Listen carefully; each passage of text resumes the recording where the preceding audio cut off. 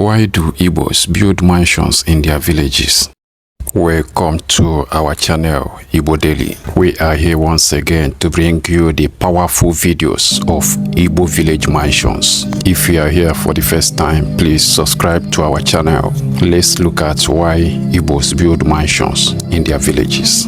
Before the Biafra War of 1967, Igbo land was already thriving, and so many people have asked these questions.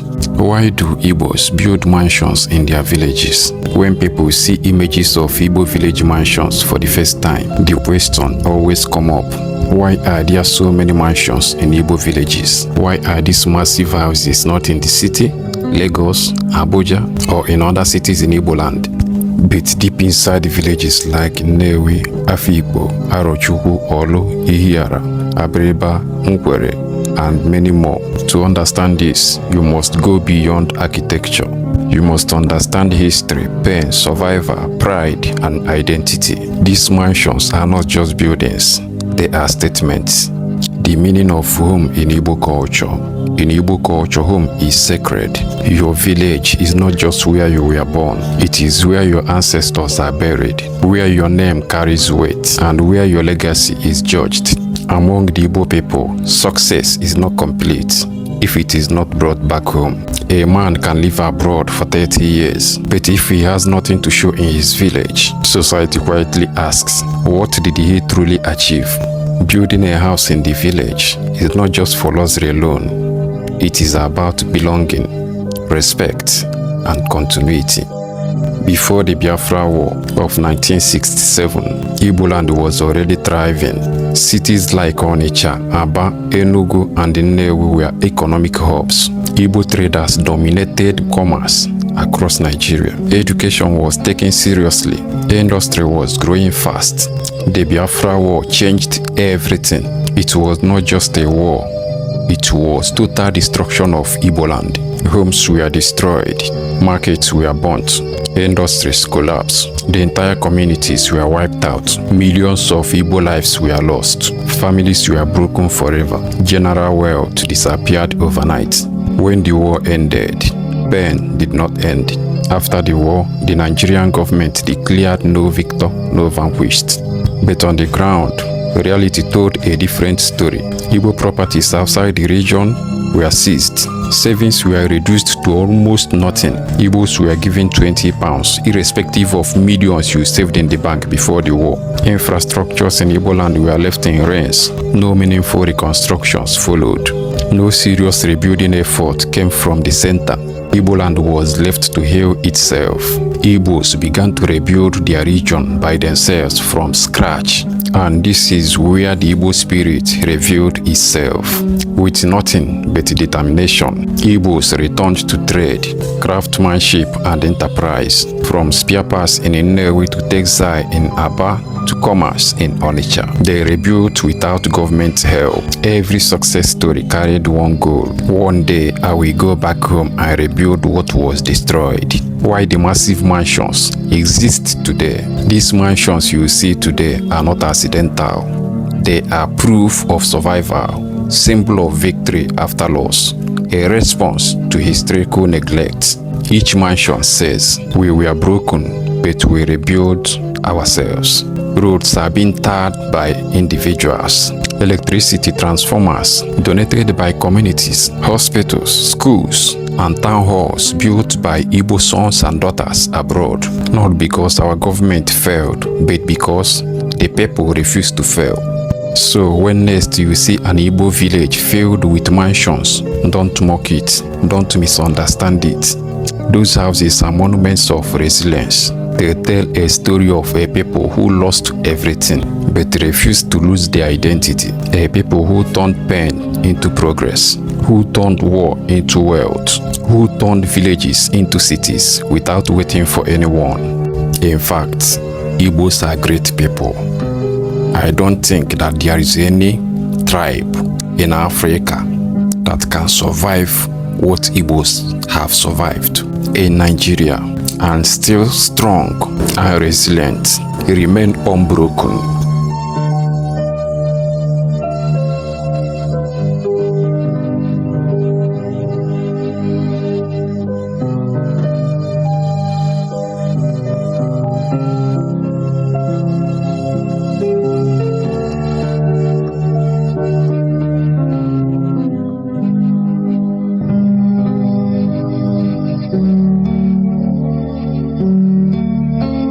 some people that saw what happened in Southeast in Igbo land during the war, the level of destruction of properties, lives that happened in the Igbo land during this period.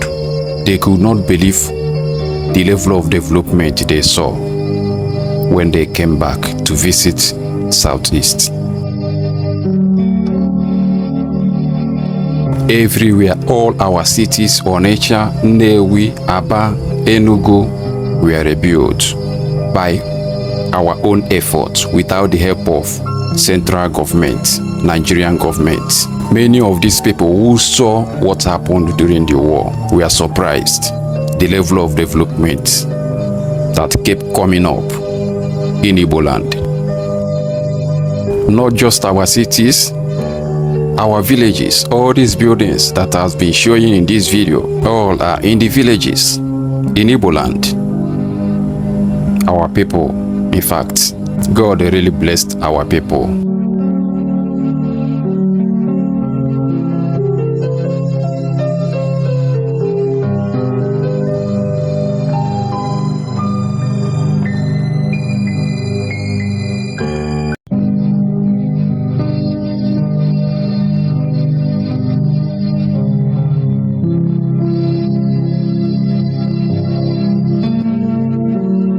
Whenever you see an Igbo man building mansions in his village, it is cultural. It is not just for luxury, but for a thing of monument. It is our pride. It is our history.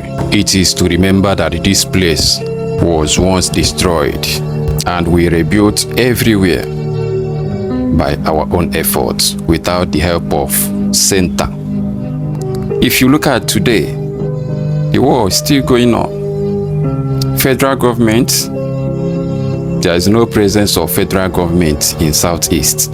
All the projects, everything you are seeing in the Southeast is done by our own efforts. They were built by our people. Only federal road, Onitsha Enugu road, which federal road is okay in Southeast, apart from state roads? Our roads have continuously been abandoned by federal government. You can see the kind of railway they installed in Abia State to Port Harcourt. Why Northerners, Westerners are enjoying standard railway? You can see they have been shortchanging Southeast. They have continuously been shortchanging Southeast in terms of development that come from center. They have continued to deny us infrastructural development that come from center. You can see Southeast is booming in GDP, but we don't have seaports. We don't have a single seaport across the Southeast. We have Onitsha River Port, but they refuse to dredge it to become functional. You can see.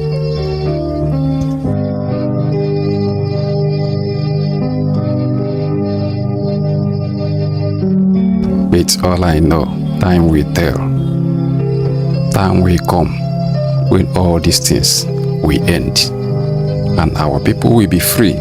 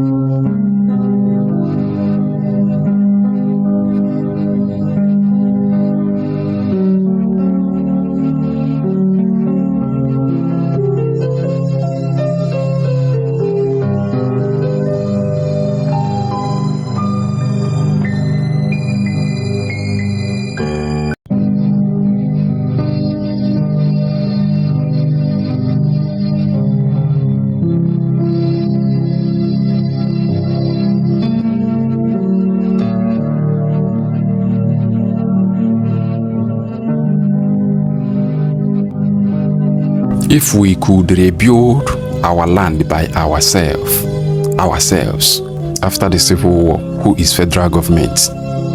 The only thing we need is to pool our resources together. We are capable of getting anything we want. What we need is to come together, have one mind, have one voice, think home, and stop wasting our investment outside Igbo land.